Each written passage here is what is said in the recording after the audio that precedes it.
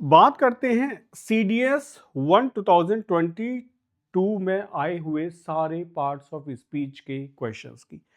तो देखिए CDS 1 2022 में जितने भी पार्ट्स ऑफ स्पीच के क्वेश्चंस आए थे इनका डिस्कशन कर लेते हैं। मैं चाहूंगा कि यहाँ भी 10 क्वेश्चन आए हैं तो आप 10 के 10 क्वेश्चंस के आंसर्स दें और ये देखें कि आपने कितने करेक्ट किए हैं आउट ऑफ 10। ठीक है, चलिए शुरू करते हैं। क्वेश्चन कैसे हैं, इजी है, डिफिकल्ट है, मॉडरेट है, वो समझ आ जाएगा। The conclusions that they came to are highly questionable. ठीक है, the conclusions that they came to are highly questionable. कैसे हैं कंक्लूजन्स? वो पूरे के पूरे आर है, बी वर्ब है, तो क्वेश्चनेबल है। हम देख सकते हैं कि जिन वर्ड्स के बाद में एबल आता है तो हम कह सकते हैं कि वो सारे के सारे वर्ड एबल की वजह से, इस सफिक्स की वजह से एडजेक्टिव कहलाते हैं। ठीक है, हाईली यहाँ क्या होगा, ये हमारा एडवर्ब होगा। ठीक है, तो क्वेश्चनेबल पूछा गया है तो क्वेश्चनेबल है। कंक्लूजन्स हमारे क्वेश्चनेबल हैं, नाउन को क्वालिफाई एडजेक्टिव करता है तो करेक्ट आंसर एडजेक्टिव होगा। मैं कहना चाहूंगा कि ये क्वेश्चन हमारे लिए इजी बन जाता है, इसको हम डिफिकल्ट या मॉडरेट की कैटेगरी में न रखें, डायरेक्ट क्वेश्चन का आंसर दिया गया है। ठीक है, एडजेक्टिव होगा। नेक्स्ट बात करते हैं, नेक्स्ट क्वेश्चन पर आइए, नेक्स्ट देखते हैं। नेक्स्ट क्वेश्चन क्या कहता है? नेक्स्ट है this year marks the quincentenary of Columbus voyage to America. ठीक है, अच्छा ये जो वर्ड है इसमें मैं आपको बता दूं, जो क्वीन वर्ड होता है ये रूट वर्ड है जिसका मतलब होता है 5 और सेंटिनरी का मतलब होता है इट इज फॉर सेंचुरी। तो 500 जो 500 सेंचुरी होगी उसके लिए हम इस वर्ड का यूज कर रहे हैं। ठीक है, तो अगर इस सेंटेंस में देखा जाए तो कि दिस ईयर मार्क्स द, अब ये द क्या है आपको पता है, डिटरमिनर डेफिनेट आर्टिकल है। इसके लिए ये जो वर्ड लिखा गया है ये सीधी सीधी बात है नाउन होगा, क्योंकि ऑफ क्या है, प्रपोजिशन है, कोलंबस वॉइस वो उसके लिए नाउन होगा। ठीक है, तो यहाँ जो वर्ड है इसको भी हम क्या कहेंगे, नाउन होगा। और ये क्वेश्चन भी किस कैटेगरी में जाता है, इजी की कैटेगरी में जाता है, क्योंकि डायरेक्ट आंसर है। इजी की कैटेगरी में जाता है क्योंकि डायरेक्ट आंसर है। ठीक है, चलिए आगे बढ़ते हैं नेक्स्ट क्वेश्चन के साथ। I still cherish the memories of those for of days. I still cherish the memories of those. ठीक है, ऑफ क्या है, प्रपोजिशन है, तो हमें पता चल रहा है कि अगर ये प्रपोजिशन है, हमें क्या पता चल रहा है कि अगर ये प्रपोजिशन है तो इसका कोई ना कोई नाउन जरूर होगा। ठीक है, ऑफ का नाउन क्या है, डेज। डेज क्या है, ये इसके लिए नाउन का काम कर रहा है, इसका ऑब्जेक्ट हो गया। अब डेज कौन से हैं, एक तो वर्ड आ गया फार ऑफ, तो फार ऑफ क्या होगा, सीधी सी बात है नाउन की क्वालिफाई कर रहा है, एडजेक्टिव होगा। कितने डेज हैं, दोस्त कौन से डेज हैं, दोस्त, तो ये भी क्या होगा, ये भी डिटरमिनर यानी कि एडजेक्टिव होगा। तो हम कह सकते हैं कि यहाँ जो वर्ड है वो एडजेक्टिव लिखा गया, सी आंसर होगा। कैटेगरी क्या होगी, कैटेगरी बिल्कुल इजी होगी, बस हो सकता है कि वर्ड्स को देख के कंफ्यूजन हुआ हो, लेकिन सीधा सीधा है, क्योंकि प्रपोजिशन से भी समझ आ रहा है, दोस्त से भी समझ आ रहा है, डेज से भी समझ आ रहा है। ठीक है, ये क्या होगा, ये आपका एडजेक्टिव होगा। चलिए बढ़ते हैं आगे नेक्स्ट क्वेश्चन की तरफ। I don't think I will come on Saturday, I have a lot of work to do, besides I do not really like parties. ठीक है, यहां हम समझते हैं, यहां थोड़ा सा कंफ्यूजन होगा। कैसे, देखो पहली बात है आई do not think I come on Sunday, यहां फुल स्टॉप लगा दिया, ये अलग सेंटेंस है, ध्यान से देखना पहले, ये अलग सेंटेंस है। I have a lot of work to do, ये एक अलग सेंटेंस है, यानी कि इन दोनों सेंटेंसेस का इससे कोई संबंध नहीं है, दोनों फुल स्टॉप से लिखे गए। आपको पता होना चाहिए कि अगर सेंटेंस फुल स्टॉप से लिखा गया तो इंडिपेंडेंट सेंटेंस है, वो आपस में कंजंक्शन वाला काम, जोड़ने वाला काम नहीं करता है, तो ये सेंटेंस बिल्कुल अलग होगा।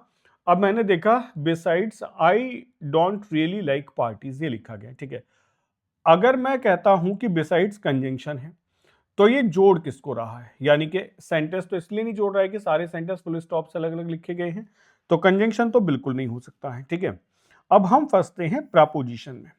जो प्रपोजिशन होती है बिसाइड्स, अब आपने सुना होगा हम कहते हैं ना besides coffee I like tea, मतलब बिसाइड्स कॉफी, कॉफी से अतिरिक्त, in addition to I like tea, मुझे टी भी पसंद है। तो अगर मैं बिसाइड्स को प्रपोजिशन कह रहा हूं तो इसका ऑब्जेक्ट भी तो लगाएंगे। अगर आप कह रहे हो कि बिसाइड प्रपोजिशन है तो इसका ऑब्जेक्ट कौन है, देखो आई सब्जेक्टिव केस है, ये नहीं हो सकता। आई do not really like what, like verb है, लाइक व्हाट, पार्टीज, पार्टीज इसका ऑब्जेक्ट है। यानी कि प्रपोजिशन, अगर मैं इसको प्रपोजिशन मानूं तो इस पूरे सेंटेंस में कोई भी ऐसा नाउन नहीं है जो इस प्रपोजिशन का ऑब्जेक्ट बन जाए, क्योंकि जो पार्टीज है ये लाइक का ऑब्जेक्ट है। तो ऐसा तो है नहीं कि ये ट्रांजिटिव वर्ब है तो भी तो इसका ऑब्जेक्ट है। अगर इंट्रांजिटिव होता तो हो सकता था कुछ गड़बड़ हो। तो इसका मतलब ये हुआ कि ये प्रपोजिशन भी नहीं है, एडजेक्टिव ये हो नहीं सकता है। तो करेक्ट आंसर क्या है बेटे, एडवर्ब है। बहुत अच्छा क्वेश्चन है। बिसाइड्स एडवर्ब भी होता है, बिसाइड्स प्रपोजिशन भी होता है।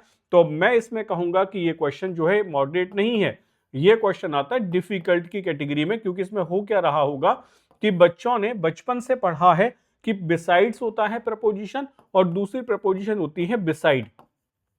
बिसाइड और बिसाइड्स होता है, और आप यहीं फंसे होगे कि आपको याद आ गया होगा कि एक बिसाइड और बिसाइड्स होते हैं, दोनों प्रपोजिशन में पढ़े जाते हैं। बिसाइड का मतलब होता है के बराबर में, तो बच्चों ने बिना सोचे समझे फट से बिसाइड्स को क्या मार्क किया होगा, प्रपोजिशन, और ये समझने की कोशिश नहीं की होगी कि अगर ये प्रपोजिशन है तो इसका ऑब्जेक्ट कौन होगा। तो करेक्ट आंसर आपका कौन सा वाला बनेगा, एडवर्ब बनेगा। डिफिकल्ट क्वेश्चन है बेटा, याद करना, डिफिकल्ट लेवल का क्वेश्चन ये बन जाता है। नेक्स्ट आइए, नेक्स्ट है the bottom line is that we have to make decision today. ठीक है, आर्टिकल दा के बाद हमने देखा बॉटम लाइन लिखा गया, ये इज क्या है, वर्ब है इसके लिए। तो मुझे समझ आ गया कि ये पूरा का पूरा सब्जेक्ट है, नाउन फ्रेज बनी है जिसमें द और बॉटम लाइन दो वर्ड है, तो ये नाउन होगा। इस क्वेश्चन को मैं कहना चाहूंगा कि ये इजी क्वेश्चन है। यहां हम ना मॉडरेट लिखेंगे ना डिफिकल्ट, क्योंकि डायरेक्ट हिट हुआ है। आर्टिकल दा से भी समझ आ गया और सब्जेक्ट से भी मुझे समझ आ जाता है।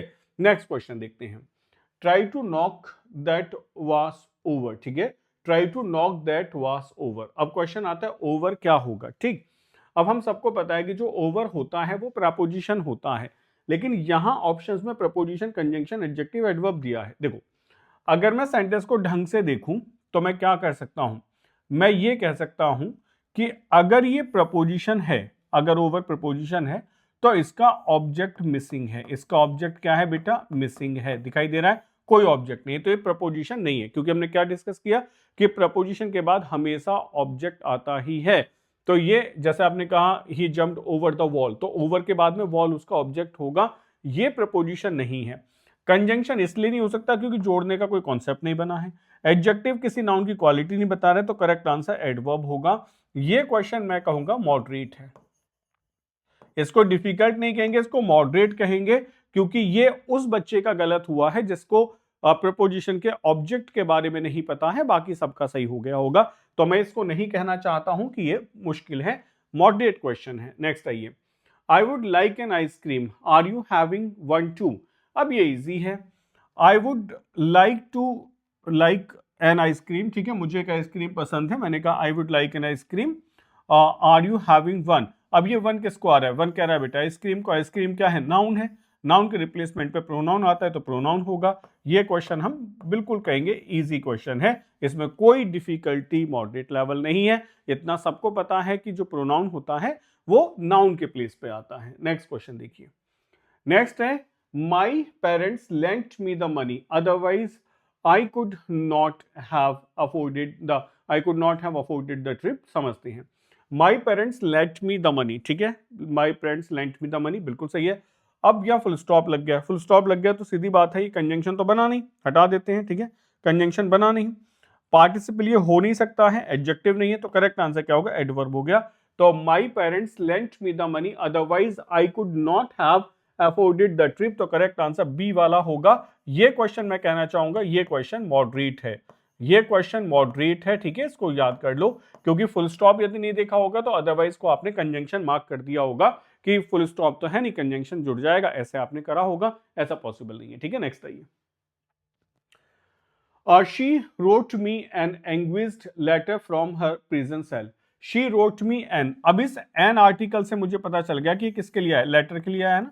अगर मैं इस वर्ड को बीच में से हटा दूं तो she wrote me a letter हो जाएगा। अब लेटर कैसा है, ऐसा है। लेटर क्या है, नाउन है, नाउन की क्वालिटी कौन बताता है, एडजेक्टिव बताता है, पार्टिसिपल एडजेक्टिव है। अगर ये पूछते कि कौन सा एडजेक्टिव है तो शायद क्वेश्चन डिफिकल्ट होता, अब ये आसान होगा, इजी, क्योंकि इन्होंने सिर्फ और सिर्फ ये पूछा है कि इस वर्ड का पार्ट ऑफ स्पीच क्या होगा, तो मैं इसको इजी की कैटेगरी में यहां रखूंगा। ठीक है, नेक्स्ट आइए, नेक्स्ट क्वेश्चन कहता है there is a visitor for you, there is a visitor for you. यहां देखिए ए पूछा गया है और ये विजिटर क्या है, ये नाउन हो गया, तो ए क्या होता है, सबको पता है ए आर्टिकल होता है।